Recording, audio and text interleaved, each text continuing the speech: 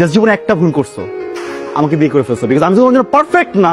Fine, আমি এরকম imperfect মানুষের সাথে থাকতে পারবো। I want divorce. আবার বলো। আমি ডিভোর্স চাই। আলহামদুলিল্লাহ, আল্লাহর ওয়াস্তে আমাকে মাফ করে কিন্তু বের হয়ে যা। ভাবা ভাবি সব শেষ। সুজন স্যার, কম্প্রোমাইজ করে এত গরিব মানুষের সাথে থাকা যায়, কিন্তু এইরকম একটা নোংরা মেন্টালিটির মানুষের সাথে কম্প্রোমাইজ করে আমি থাকতে পারবো না।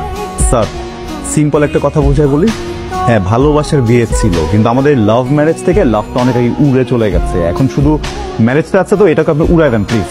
লাভ থাকবেও না। আমি কোথায়? হসপিটালে।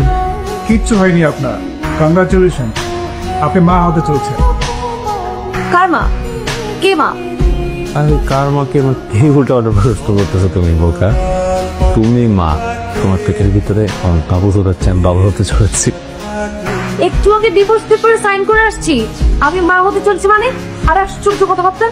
প্লিজ, এটা একটা হসপিটাল, আর আপনার একটা সুসংবাদের ব্যাপার, ডিসিশন কি নিবেন না নিবেন এটা বাসায় গিয়ে নিতে পারেন। তুমি আমাকে তোমার এই চেহারাটা আর কোনোদিন দেখাবা না। It's okay, it's okay. এই সেম ভুল ধারণা আমারও ছিল, বুঝছো? আমিও ভাবছিলাম যে গতকালের পর আর কখনো তোমার চেহারা দেখতে হবে না, কিন্তু দেখো এখন বুঝতেছি তোমার চেহারাটা না দেখলে তো আমি তো শান্তি পাবো না, আমার তো রাতে ঘুম হবে না। আমি কার দিকে তাকা থেকে ঘুমাবো একটু বলো?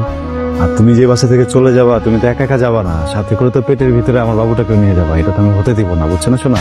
তুমি তোমার এই মুখ দিয়ে বলছিলে না আমাকে ডিভোর্স দিবা, এখন যদি তুমি তোমার মুখ দিয়ে আমাকে বলো যে তুমি একদম বদলায় যাবা, ভালো মানুষ হয়ে যাবা, তুমি তোমার এই জিব্বা দিয়ে পুরো বাসা যেটা ক্লিন করবা, তারপরেও আমি তোমার সাথে সংসার করতেছি না। দেখুন, আপনি তো ম্যারিড, আমরা চাইলেই আপনার অ্যাব্রেশনটা করতেই পারি, কিন্তু এখানে আইনি কিছু জটিলতা আছে।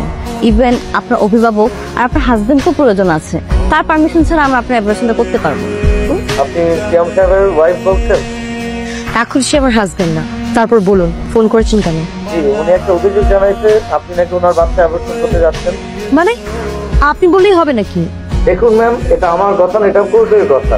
উনি কোর্টে অভিযোগ জানাইছে, কোর্ট পরবর্তী সিদ্ধান্ত না জানানো পর্যন্ত আপনি এই বাচ্চা অ্যাবর্শন করতে পারবেন না। আপনার কাছে কি সেই অভিযোগের কোনো কপি আছে? জি আছে, আমি আপনাকে হোয়াটসঅ্যাপ করে দিচ্ছি, আপনি একটু দেখুন। ঠিক আছে, পাঠান। আমি খাবো না। জান, তোমাকে তো একটু খেতেই হবে জান। বলছি না খাবো না। পরে কিন্তু আমাকে দোষ দিতে পারবা না। পুরো খাবারটা খান, আর না হয় আমাদের সাথে থানায় চলুন। আশ্চর্য, আমার খেতে ইচ্ছে করছে না, আমি জোর করে খাবো। এই ধরনের প্রশ্ন করে লাভ আছে? আমার তো এখানে কিছু করার নেই। হ্যাঁ, আইনের সামনে আমার হাত পা সবই তো বাধা। দেখো আমি একটা কথা বলি, দেশের প্রচলিত আইন অনুযায়ী গর্ভাবস্থায় একজন নারী এমন কোনো কাজ করতে পারবে না যেটা পেটের ভিতরে সন্তানের জন্য ক্ষতিকারক। কিসের গাড়ি এটা? কার গাড়ি?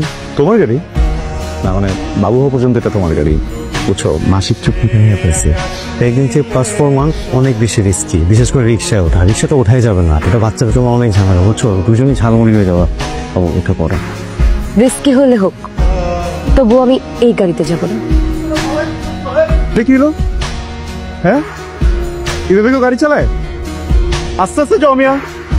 মামা, আপনি সামনে যে গাড়ি পাবেন সেই গাড়ির উপর উঠাই দিবেন, যান। আর আস্তে যাও না, তুমি এটা কি করতেছো?